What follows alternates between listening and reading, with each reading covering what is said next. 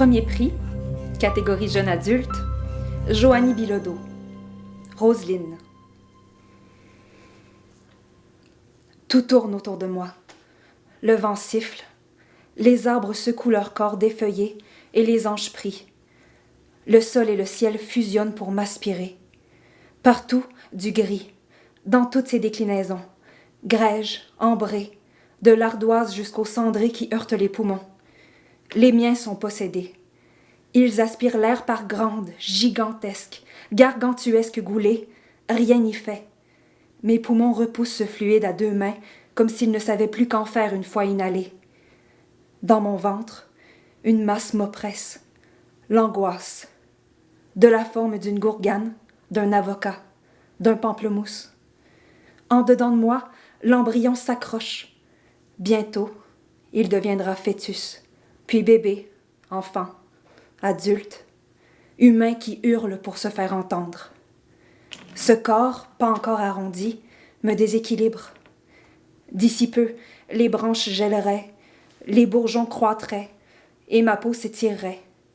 Mon épiderme s'ankyloserait, se gonflerait vertigineusement en un ballon impossible à faire éclater, malgré les dents, les ongles, les aiguilles et les lames.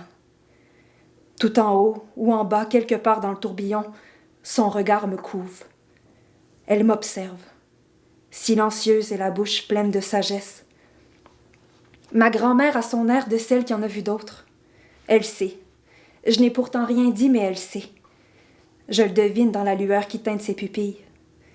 C'est qu'elle est toute en déchirure, ma grand-mère, rafistolée par une vie qui ne l'a pas épargnée. Elle perçoit la porcelaine cassée avant même qu'elle ne se fracasse. Quand j'ouvre la bouche, je pressens que mes mots seront laids. Je voudrais les prononcer avec douceur, mais je n'y parviens pas. Je voudrais être maternelle, veloutée et moelleuse, que mes mots s'échappent tout en ouate, au lieu de quoi ils fusent, arides. J'ai un enfant à acheter. Rien chez ma grand-mère ne remue. Pas le moindre poil, ni le moindre pli. Son regard me drape comme un voile, il me fait prisonnière. Je suis sur le balcon à sa place et elle, sur ses jambes affaiblies, tout en bas. Sa tête est renversée vers l'arrière. Un autre. Je fixe mon aïeul. La ligne de ma bouche est mince. Mes joues sont anxieuses, mes dents s'éliment. Oui, Roselyne. Tu as donné un nom à l'enfant que tu veux jeter.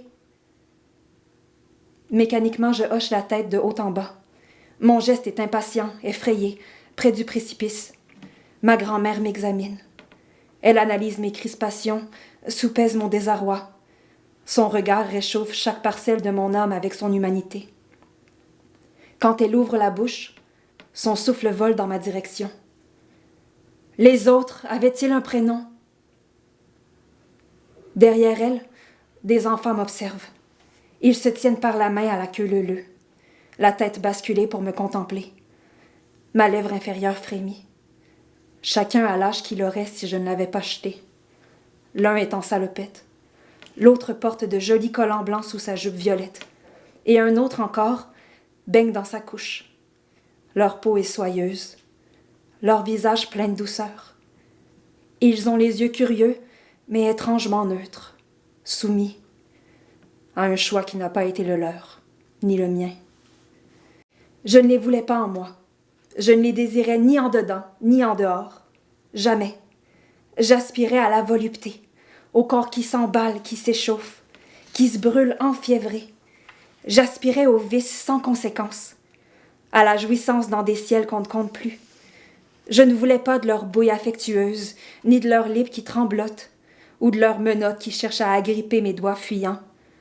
Alors je les ai abandonnés, dans ces pièces froides, bleues, métalliques, entre les mains gantées qui les ont extirpées de mon corps.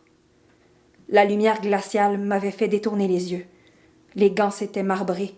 Ma vision s'était brouillée et on m'avait recommandé, pour la énième fois, de prendre ce comprimé quotidien qui pouvait tout régler. Je frémis, balayant ma culpabilité d'un battement de cils.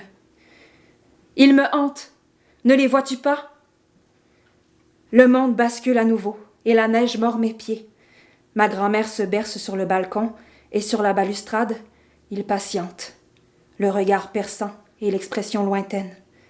Sur ma peau, 1000 frissons circulent. Ils se précèdent et se succèdent, marchent au pas comme des soldats. Mon aïeul sourit. Et dans mon corps, une nouvelle décharge de frissons déferle. Ma grand-mère a perdu le souffle. Je le perçois à sa façon de maintenir ses yeux écarquillés et sa bouche entr'ouverte. J'ouvre la mienne quand je distingue sa peau qui rougit, bleuée. Dans mon ventre, la masse s'alourdit. Je baisse les yeux et j'ai un poupon dans les bras, rouge de vie. Je cligne des yeux et il crie. Mes mains sont soudain pleines de pouces. Je ne sais qu'en faire d'elle et de Roselyne. Je pianote sur les fesses du nourrisson pour le faire taire en relevant des yeux désespérés vers ma grand-mère. « Aide-moi !» Mais ma grand-mère s'est effacée. Autour d'elle, les petits fantômes sont penchés. Leurs fesses pointent vers le ciel. D'en bas, je ne vois rien, que le vide, l'absence et l'impuissance.